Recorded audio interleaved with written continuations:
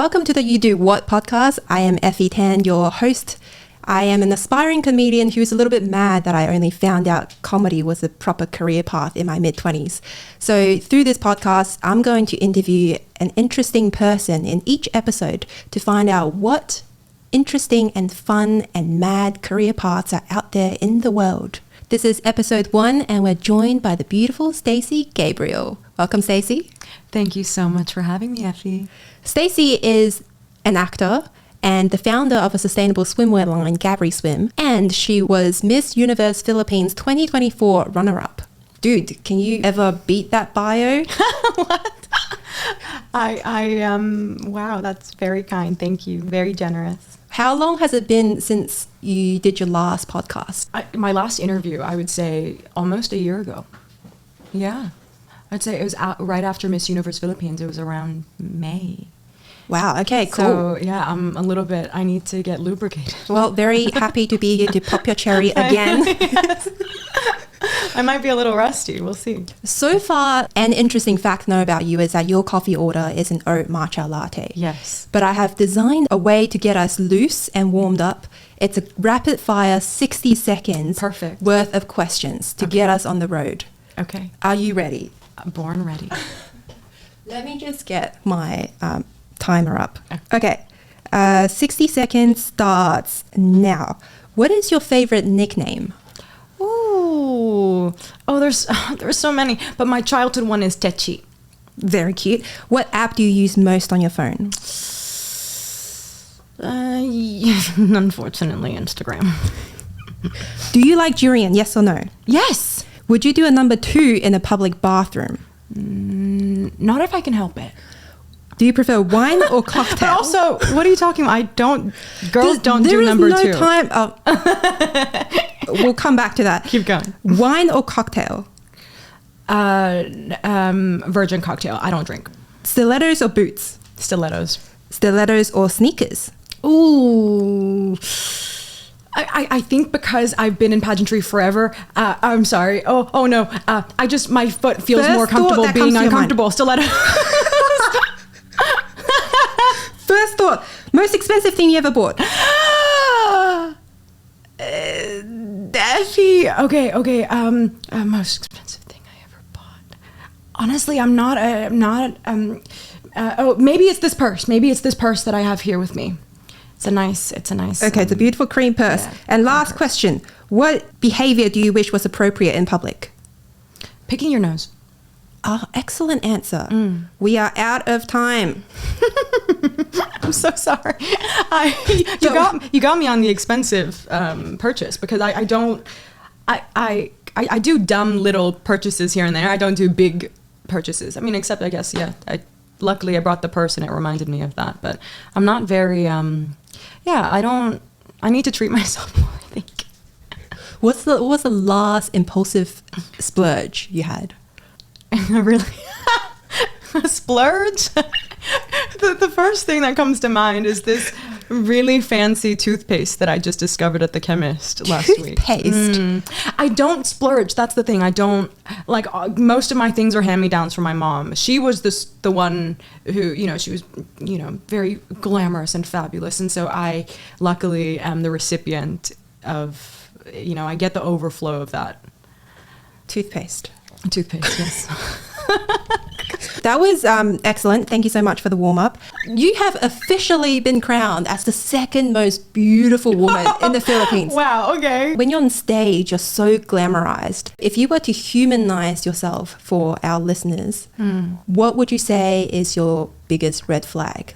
Your red flag? In terms of relationships or in terms of what do you do that you think is a red flag? Do you rewear socks if you're in a hurry, or interesting put ice cubes in red wine?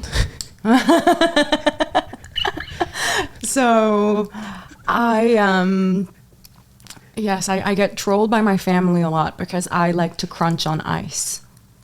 I just crunch on ice, and it's if we're watching a movie, it's my little snacky snack.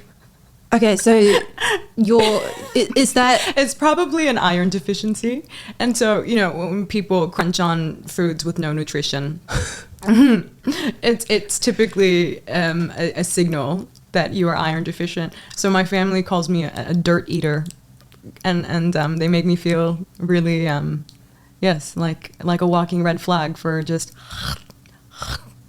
Crunching ice. crunching ice. Yeah. But you mentioned the underwear. Did you say you? Oh no! You like rewear socks? Yeah, do you ever like when you get home, do you ever like roll up the socks and instead of putting them in the laundry, stuff them back into your shoe? And then the next time, if you're ever in a hurry and you don't have time to go to your wardrobe for fresh socks, you just reuse that pair. I feel like I'm giving too much away about my life. But yes, exactly. No. It's a mirror. You're holding a mirror up to myself, and I appreciate that. I can't say that I mean, is it terrible to rewear socks unless you did a hardcore strength training session or you went for a 5 km run. I think it's quite sustainable and economical, and not economical, I meant to say environmental, to rewear your socks. Just air it out overnight. I do like a smell test. It's like cream, how you tell if it's off. You don't go by the use by date, you just smell it. I completely agree. I am a big sniffer, though. I will sniff anything and everything. Like before, like even though I know it's fresh and clean and I just like peg down my washing, I'll still... The other possible red flag, like, do you ever stare at yourself every time you walk past a reflective surface? Oh, that's terrible. Yes. Yes. Maroon flag, burgundy flag, all the shades of red. I really wanted to talk to you about what it was like to be involved in one of the world's largest beauty pageants. Let's step back a little bit. How did you even get involved with Miss Universe? Well, I grew up a theater kid. My mom was a theater actress, so I was just completely in awe of her, and I completely immersed myself in the arts from a young age because she would oftentimes take me to work. So acting has always been my big love, and I started acting professionally straight out of high school, and was very blessed to have been able to work for the most part consistently. It is famously a job with no security and stability, but for the most part I would book work at least every quarterly. I would have like a show that I would be a staple on. I did that for I want to say 5 years until the pandemic upended our lives, and I was just stuck at home, and the pandemic really held a mirror to humanity, and I had to reframe what it was that made me happy, what it was that I was passionate about, and through conversations with friends, with people I love who know me and who know my strengths, I was led to this world of pageantry. I realized, pageantry, just as an aside, laying the groundwork here, pageantry is massive in the Philippines. We often say we have the 3 Bs, basketball, boxing, and beauty pageants. And Miss Universe is our version of the Super Bowl. Yeah, it's like a national sport. It is. And people get very passionate and fervid in their love for the women and for the grandeur of it all, the pomp and pageantry of it all. So, I grew up really not... I would watch pageants, of course, and as a Filipino, that's kind of that's pretty much in your DNA, is you're a pageant fan. But I never thought it was a world that I would be a part of, let alone thrive in. But again, during the pandemic, those 2 years, I would just, once in a while, I would get people go, hey, why don't you think about that? Why don't you evaluate that? See if that's something that you would be interested in. And I looked into it and I realized that pageantry is the blending of two of the things I love most, which are acting and activism. That's really what led me to pageantry. I struggle with anxiety and OCD, and during the pandemic, much like many people, I was at my lowest. And pageantry sort of gave me a reason to show up for myself again and to prove to myself that I am capable of my wildest dreams. Yeah, it gave you a purpose. Yes, a renewed calling. And it was in 2022 that I started training in March of 2022 for my first national pageant. And I competed that same year in July of 2022, which is quite a short training period as compared to the norm. Most candidates train up to a year before they dive in. And what does that entail? What training do you do? Training is typically it's very holistic. It's runway training. We call it pasarela. It's your walk. It's hair and makeup training, finding what suits your complexion and your features, and enhancing what you've got. It is physical training, so going to the gym and staying really active and strong because you need stamina and endurance to join a pageant, which is typically a 3-month-long journey. Oh my God. And it truly is a marathon, not a sprint. And I would argue most importantly is Q&A training. So you're trained to volley with people, but also answer hard-hitting questions in 30 seconds or less. Geez, that's like super intense crowd work in comedy. Oh my goodness. Imagine, I mean, you are being evaluated your intellect is being evaluated in these 30 seconds in front of a crowd of 20,000 and millions watching back home and all over the world. It can be quite daunting. Okay, so it sounds like it was a confluence of you realizing it was a platform that you could do something positive with. There was some encouragement from your friends and family, so there was that outside voice. It was also something you already had a basis for because you were involved in art and theatre. But what did it look like to actually get involved?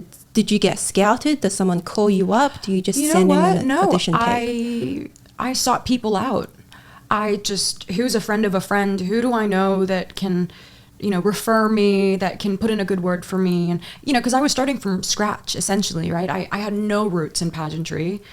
My mom, actually, funnily enough, before she had me, she joined a pageant or two. And I believe that was, my memory may be foggy, but I believe she met my father at a pageant. So it kind of went full circle. So yes, it's like I've had pageant figures being in the industry, being in the acting industry. I would interact with pageant queens, beauty queens.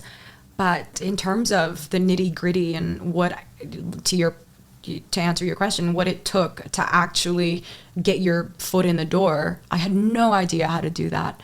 So I essentially just cold called people, just, hey, could you, I'm thinking of, it was, for me, my purpose was just to train. I just wanted to train. And in the Philippines, we have boot camps, beauty pageant boot camps. And I just wanted to train. I did not think for a second that I would compete that same year. I thought I would train for a whole year and then I would take the plunge. But, I got connected by a friend to one of these boot camps, and they met me for coffee, and they were like, you should go this year, which was a complete shock. And it was kind of like, it was that thing where just one thing led to another, and before you're just putting one foot in front of the other. Before you know it, you're walking on water. You don't know how you got there, but you just trusted the leading and trusted the signs the universe put on your path. So to me, it just became this wild adventure of, okay, how much can I stretch myself? How again, I was recovering from my mental struggles, and so it was almost like it was an exercise in self-examination and emotional regulation. And I truly surprised myself with how much I can carry. Because it forces you to be disciplined. Oh, absolutely. Yes. Paint us a picture from like the very, very start. To enter into the competition, what team do you have to assemble? And like, what are the barriers to entry, and like how much it costs and all of that? I had a very tight-knit team, most of whom have been with me since I started in acting when I was 18. So I was very lucky. I had a makeup artist, I had a hairstylist who have been with me for years and years. I had a photographer, I had my evening gown designer. Let me name them actually. Dave Kiambao, my makeup artist, Nelly Seboy, my hairstylist, Dennis Sulit, my photographer, my evening gown designer, Val Taguba. That gown that you saw on my Instagram, that was his creation. He is such a genius. And I had my mom, and I had my Q&A trainer, Callie Huff. I also had a runway trainer, Ian Lorenz, and that was my core team. Some women will have a lot more, but for me, it was really important to minimize the voices. It was really important to surround myself with people who trust my vision, and trust the path that I've mapped out for myself within the pageant structure. So I was very lucky to have them. In terms of cost of entry, it can vary. There are provinces, if you represent a province or a city that has a budget for pageantry, then very lucky for you. You get sponsored. You do. Stuff. You get sponsored by your local government if you're lucky. Wow, the Philippines do take this very seriously. Very, very seriously. Did you have that, or was it all out of pocket? Like the evening gown, do you have to pay for that? So for me, I knocked on a lot of doors in terms of loved ones, godparents, aunties, uncles, and you really have to have thick skin, and you totally cannot be shy in this industry. I was cold emailing corporations, private companies. Hey, I'm Stacey, I'm representing Kainta, would you, I would be so grateful to have your support. Would you be keen to, help me out with, say, my national costume? And then you just, you stick your neck out, and I was very, very, very privileged because Val Taguba custom created my gowns, and that was not something that I had to worry about, which was a huge relief and such a huge blessing. So you do meet people on your journey who are just so open-hearted and willing to help, and luckily I had that in my people. Everything you're saying sounds like you were literally starting your own business, because you are starting to build a personal brand. Yes, you're a startup, and you have to hustle. Yes. And you're saying, please believe in me. Please invest in me. Please invest in me, yes. Yeah, wow. Okay. What was the structure for the competition? You mentioned 3 months. From like on TV, I think what we see are the... One night. One night. Yeah, you see like the swimwear round, the Q&A, the evening gown. Yeah. What was the 3 months about? Oh my goodness, what was the 3 months about? It's the how much time do we have? So, a lot of it was sponsor shoots. So a pageant in order for a pageant to run, they need sponsors. And so a lot of it was meeting these sponsors, shooting their products. And we also got to go on 3 out-of-town trips. We got to see... We got to travel the Philippines and got to meet pageant fans from different regions face to face, which was very special. So, in those 3 months there was traveling and immersion. But, a lot of it really was paying it forward to the sponsors as well, because without them, we wouldn't be able to mount this it's pageant. almost like a political campaign where you do a lot of the work up front and meet with like your fan base and trying to tell them that you're running. And to the lead up of election day, which is the actual night. Yes. Wow. Okay, cool. Don't forget me on the ballot. Yeah, exactly. Vote Stacey. Vote straight. We say that in the bill. We go vote straight. Vote straight. Which is not anti-queer or anything. It's not. I think what it means. Straight? I believe what it means. So this is, I believe, more the Gen X. It's more of a Gen X saying. It's when you've got a ticket. So like if you want to say vote Obama, Biden, you say vote straight. Vote for the whole ticket. Because back home we like. Yes, you can have a running mate. A president can elect a running mate for themselves, but the votership votes for president and vice president separately. So you don't necessarily bring your running mate into the presidency with you. So that's why they say vote straight. Also, this is interesting. So, well, first of all, how many girls, like, are we talking roughly? I believe for Miss Universe it was 56. And we're talking like 56 beautiful women on a bus traveling across the country. That's got to be a fantasy for somebody. Yeah, well, it didn't feel like it. We were all like zombies. Yes, okay, so that's interesting. What was the vibe like hanging out with the other Miss Universe girls? There's some misconceptions about it must be like a catty or bitchy environment. What was it actually like? It was so beautiful, and I have women from that experience that I can call my lifelong friends. I'm so blessed. Of course, in any industry, in any experience, any undertaking, there will be some people that are difficult to deal with, some unpleasant characters, but you take the good and the bad, and I was very blessed to have had a strong support system within the pageant system. Well, just from being an aspiring comedian, I try not to... You are a comedian. I was going to interrupt you a while ago. I wanted to say, no, you are a comedian. Let me try that again. As a comedian... Yes, amen. I try not to tell jokes all the time in front of my normal friends because they get sick of it. But when I'm with like my comedian friends, I feel like I can talk jokes all the time. I feel like that part of me frees up.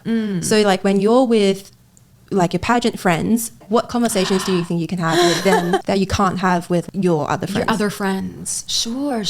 Wow. Well, yeah, it's a very sort of, is it the right word? You feel kind of insulated. It feels like an insular environment where it's like, okay, you see me, I see you, and the rest of the world doesn't understand. They can't possibly understand what we're going through, so you do get really real with each other.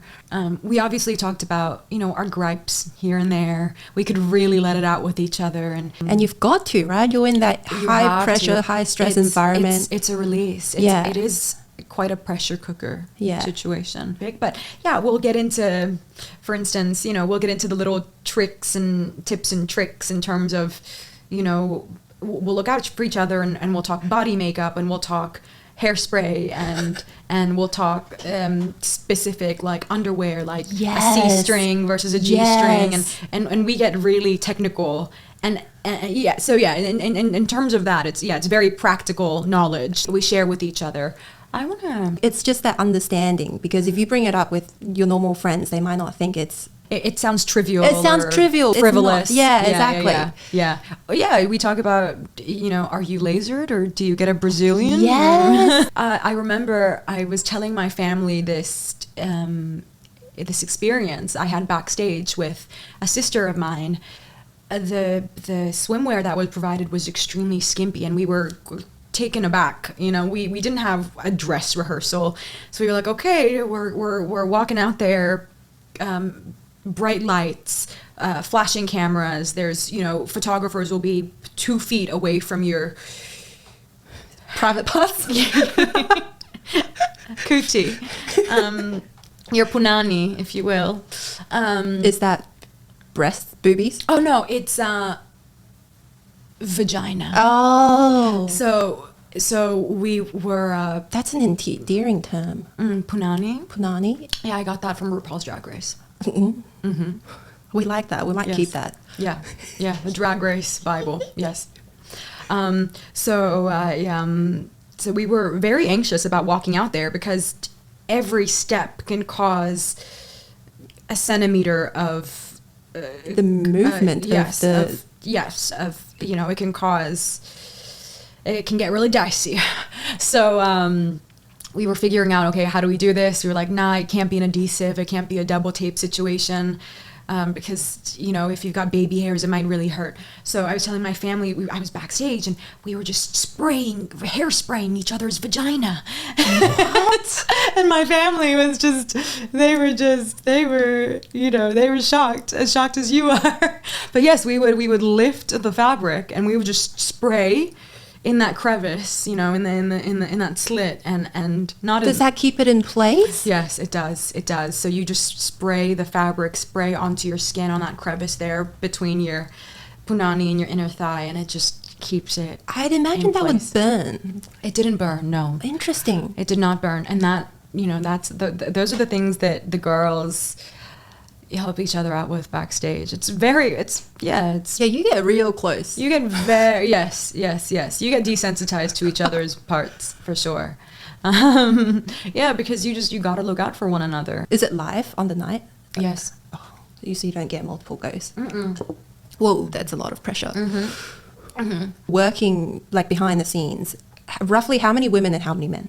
So the pageant community and the pageant world is really run by LGBTQIA plus brothers and sisters. So it is, I would say it's 70-30 in favor of the men. Oh. Yes. We've got, we call them our mamas, our fabulous mamas who take care of us. And they act more like a mentor. They run the show, and yes. Do you get, how much exposure do you get to like the sponsoring parties? People like Trump. You mean when Trump owned Miss Universe? Yeah. Yeah, no. We don't, the president and the vice president would often speak to us and mingle with us and offer any advice that we may need. They were there if we needed to raise a concern. But in terms of the board, the larger board, we rarely ever had contact with them. Okay, that's good. So does that make it more safe? Well, I would say I definitely felt safe. I think it's less of a man's world. It's the pageantry is less male gazy now than it was, during, like you mentioned, that Trump era. Yeah. I remember that era of Miss Universe, where yes, it was very male gazy, and you would see women's measurements on screen as they walked during the swimsuit round. We don't have that anymore at Miss Universe, thank goodness. But yes, I did feel safe, and they did a good job of protecting us and making sure we were all, because we had chaperones as well. And the chaperones were like our surrogate mom or dad during the pageant. We would just raise any concern, and if someone needed a tampon or nipple tape, or they would be the ones to run. And yeah. What I find really interesting is what you said about beauty pageant being a national sport in the Philippines, and everybody rallies around it. I think in the West, there's a lot of people doubting the point of the pageantry and whether it sends like the wrong messages. So when you were talking about dissenting voices that you heard, was there anything about, you're perpetuating this unrealistic body image for women? Was there anything like that, or how much of it was in there? Yeah, that's a great question. I am not the cookie cutter beauty queen, so even my participation was my participation alone as a shorter woman drew criticism. I would like to think, and I would hope, that I pushed the needle forward even slightly just by not fitting the mold of what hardcore pageant fans believe a beauty queen should be or look like. And now more than ever, as I said, pageantry has evolved into a less male gazy industry, and we are seeing women of all sizes and heights and ethnicities thriving on international stages. Because while pageantry still has its faults and there is still legwork to be done, it does now, I can say as a pageant fan, look at the whole person as opposed to seeing a woman as a spectacle. It's also a really moot point, because nowadays women are exposed to the beauty standards everywhere. It's not only pageantry, because it's just pervasive. It's everybody. The Kardashians and then the influencers. Sorry, yes, I completely agree. And it's this catch-22. I'm a big sister, and I have little sisters, and I would never want a young girl to look at me and go, I wish I had that. Or, as a young girl, I would look at a thigh gap, and I would starve myself for 3 days to get a thigh gap. And we've all been there. Yeah, yes. And I would never wish to be that person that is leading this young, impressionable boy or girl into this spiral of self-loathing. So I try to be in my own way as vulnerable as possible, as real as possible, and peel back the curtain, right? And it's not what it's seen. It's not all it's cracked up to be. A lot of this is smoke and mirrors, and you know, it is called pageantry for a reason. You know, it's a show. It's the reality is putting hairspray in your freaking vagina. Yes, exactly. And, you know, so it's this catch-22 of, you know, I would not. So yes, in an ideal world, I wouldn't be putting myself in an arena where my photo is being put side by side with another woman's photo, and people are decoding and voting. And yes, and voting and dissecting every inch of you. But at the same time, there is a massive audience and platform, and if they're going to do that anyway, as a woman in this world, if they're going to do that to me anyway, I may as well bring my heart into this competition. I may as well talk about my grandmother's prison ministry. I may as well talk about anxiety and OCD, and I may as well try in my own way to make a dent in my corner of the world. Do something valuable with that voice and with that platform. Do you think everybody has a deeper reason to join, or do some people join for like the fashion and the glamour? Because I'm imagining a scenario where a woman who is beautiful walks past the mirror every day and she looks in and she's like, dang girl, you're looking fine this morning, and every morning it's time for the world to see this. Well, on one hand, you do have to have a certain level of delusion to join a pageant. Let's be honest. But you know, like your question was, does a candidate enter the pageant solely for the glamour? I'm sure that happens, and I'm sure that's not uncommon. However, you know, I will die on this hill. If you enter a pageant simply for the glitz and the sparkles and the bejeweled gowns and the perfectly coiffed hair and you know, the killer cat eye, you will not be able to sustain your energy, your drive, your passion, your willpower, because I tell you, it is only 10% glamour. 90% is you are putting your head down, you have to eat the humble pie, you are not only karate chopping online bullies, you're also protecting your peace from bullies that are within reach of you, that are in your circle, and oftentimes the bully that is within you as well. And you know, just this constant, this self-saboteur, you know, that can be so overpowering. A lot of it was sleepless nights, grueling schedule. Sometimes you forget to eat. For me, at least, I was very hands-on, so I was speaking to at least 12 people at once, you know, this gown and that dress and this makeup and we're going out of town and I need this costume and I need, you know, it's you're your own secretary, you're your own, at least for me, I was my own nutritionist. I have to give credit to my angel mother, because she did everything. We did everything in lockstep. And when I was weak, she was strong. And I would come home and there would be a home-cooked, a warm, hearty meal for me. And I was just so grateful to have her. But to answer your question, it is not what you see in my highlight reel. It is so much deeper than that. And it truly is the Olympics of beauty pageants, because you really have to dedicate yourself and sacrifice. Yes, oh my goodness, sacrifice. I was competing against beautiful women who had to sacrifice their work, their livelihood for 6 months to be able to dedicate themselves to this dream. It really is a mammoth undertaking. So if your primary reason is to be in the spotlight, it's not bad to want that. It's absolutely, you know, I see the value in that. However, that can't be your end all be all, because you will get a very harsh awakening, because very soon after. Sounds like the reality is there was like definitely physical discipline to keep in shape and eating well and all of that. Absolutely. There's just the schedules and there's the mental load of everything. And you're at the beck and call of the pageant system. So you don't have control of your time.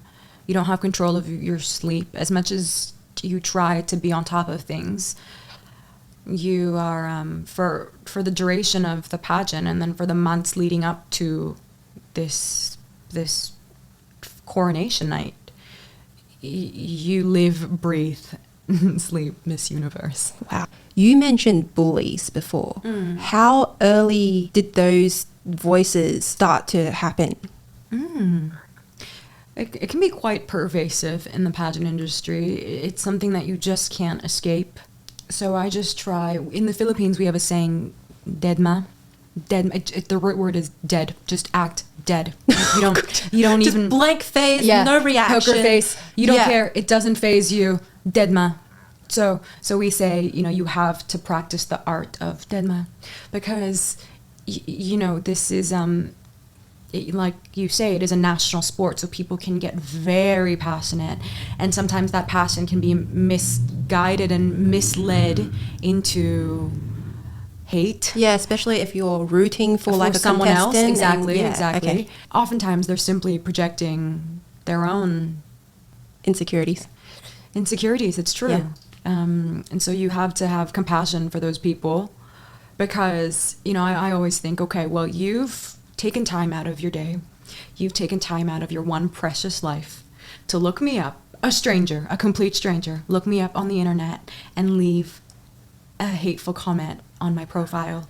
Who has lost already? Who's already starting off like on the back foot? I can't even be bothered to leave a Google review. You mentioned there was 3 months in the lead up, and then and during those 3 months you were posting presumably a lot of like marketing campaigns and photos and pictures.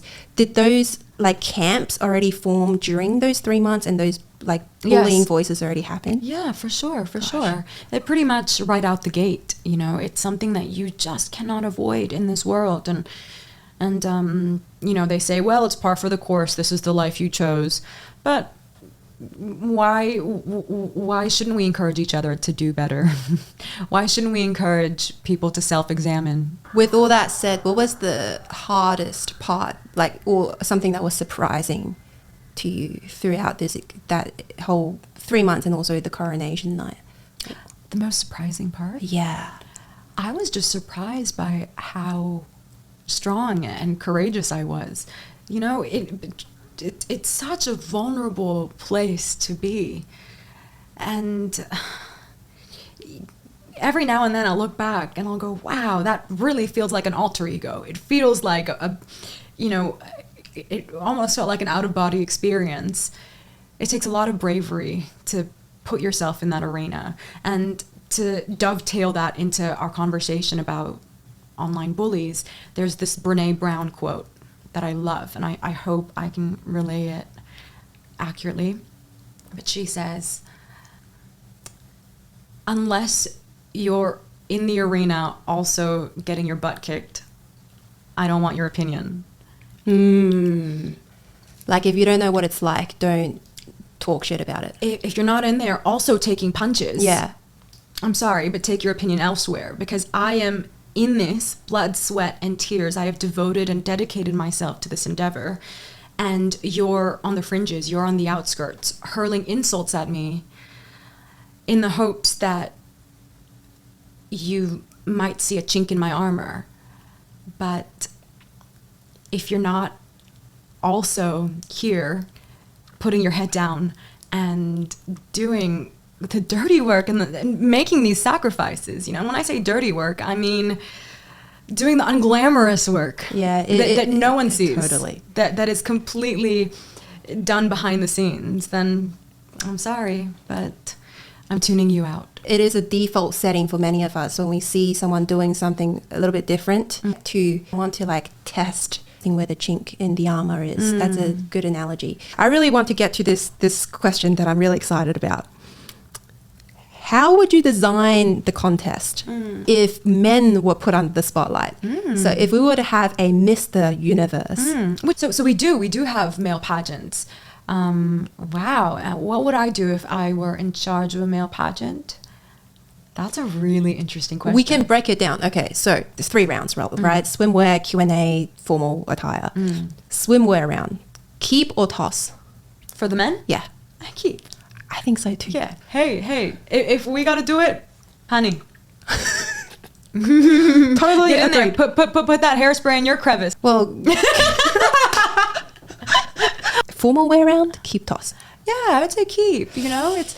I would say, you know, in pageantry they say the evening gown round makes the queen, and I would say it's the same with the men. It makes the king, because you see how they carry themselves. And it's quite dignified.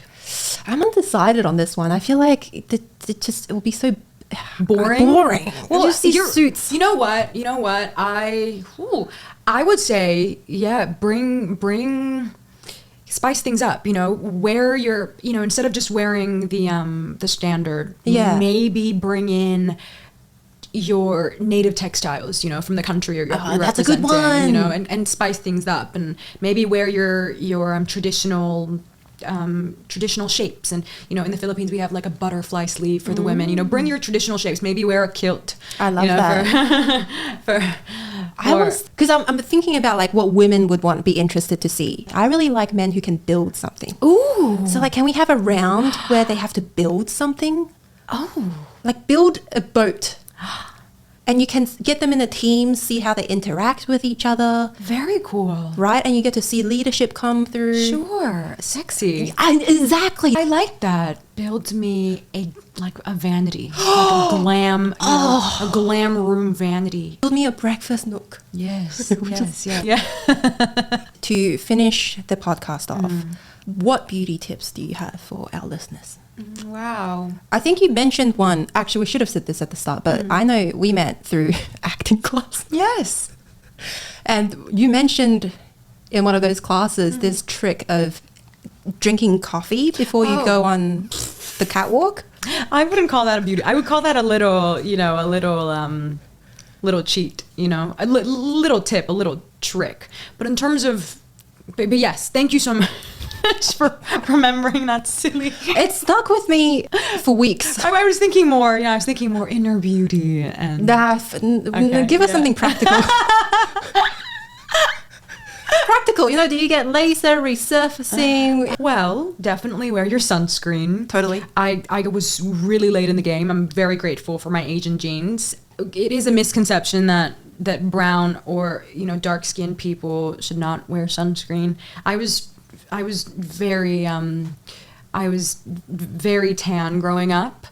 I lived in the tropics. I was very, very tan. I had, you know, chocolate skin, and I just thought I was safe from the sun. But it turns out I am not. And just recently, I'm in my late 20s now, and I just started wearing sunscreen. You're kidding. Yeah. But I'm